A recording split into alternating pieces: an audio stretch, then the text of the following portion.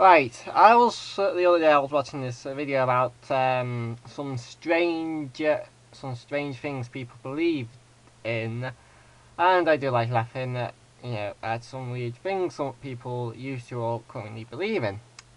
And there's this bit here that I want to talk about. Number 2. Racist science. Pseudoscientific evidence has been used many times to segregate and suppress certain ethnic groups. Adolf Hitler was one of its most fervent supporters, but the idea of using junk science to back up racist acts was long established by the time the Nazis came along. During the new imperialism period of the 19th century, European nations used scientific theories on race to justify colonialist invasions of African and Asian countries. Right, this is what I want to talk about first. I will give him credit. He did say pseudo, as in fake science, so not actual science. But when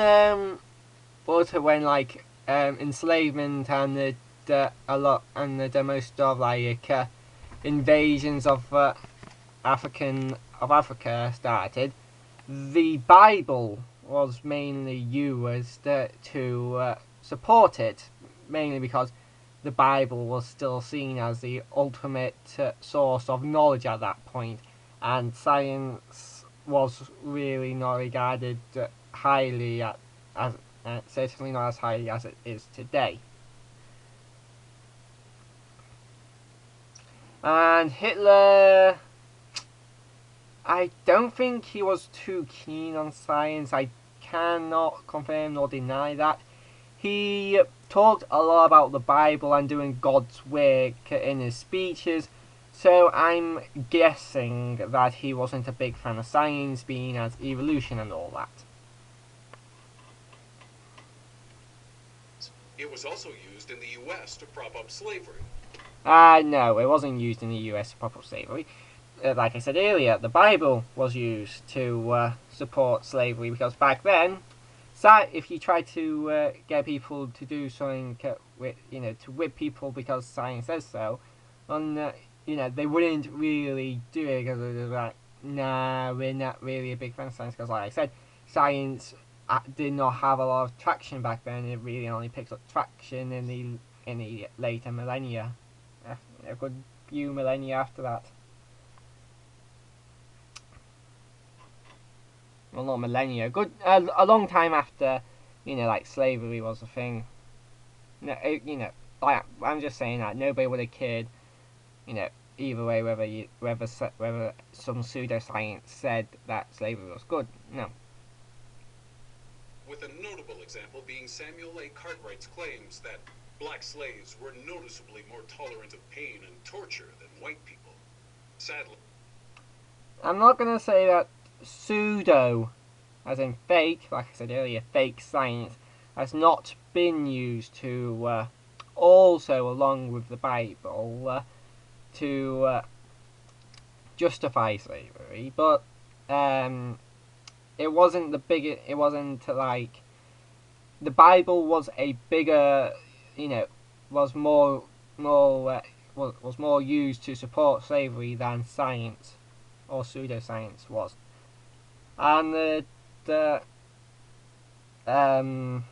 was just used to justify it, justify whipping them. And it's just like, you have free will, you don't have to do, because science says they have a large, pseudoscientist said that they have had a larger pain tolerance, doesn't mean that you should go out whipping everybody, or every black person. this belief still continues today. A recent study of Virginia medical students found that half held false and even fantastical beliefs about black people having a higher pain tolerance than white people, despite no medical evidence to support this. That's all to do with the human psychology. Basically, parents told it to their children to make them, think that it's okay to whip white people because they don't feel pain as much as we do, and then because it was ingrained in their heads from a young age, they thought that as undeniable truth, and then they told it to their children and their children and their children, and eventually getting up to modern day. And that's basically why it persists, because the way humans are hardwired in their brain. A consequence of this is that Black and Latino people are far less likely to be prescribed painkillers by medical professionals. Although the upside is they're less likely to suffer the widespread opiate addictions which many white people now endure. But that's hardly any comfort when you're laid up in the ER with a 6-inch nail through your head. The problem is that there are some genetic challenges which genuinely do affect Black, white, and Latino people differently. But when bogus, bigoted science gets mixed in with that, it seems... It's not bigoted science, it's pseudoscience. What, the scientific science just wants to, just tests things and then finds out, how everything works. Pseudoscience disguises itself as real science, but it comes up with fake statistics to make it look so they can make what they want to be real look like it is real. That subconscious racism permeates even the most brilliant minds in society.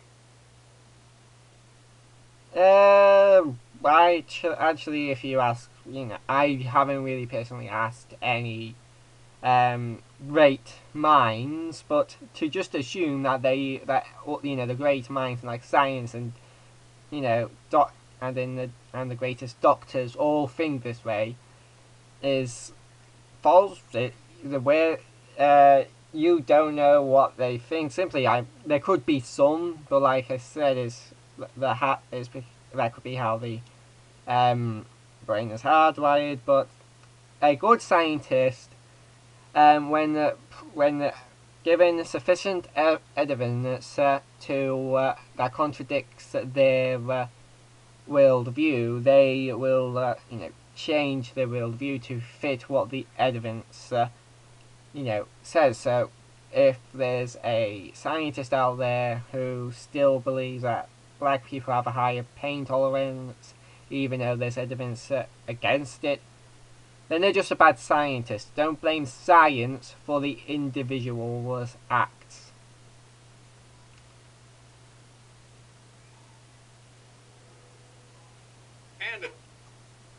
And that's just the end of that bit I wanted to talk about.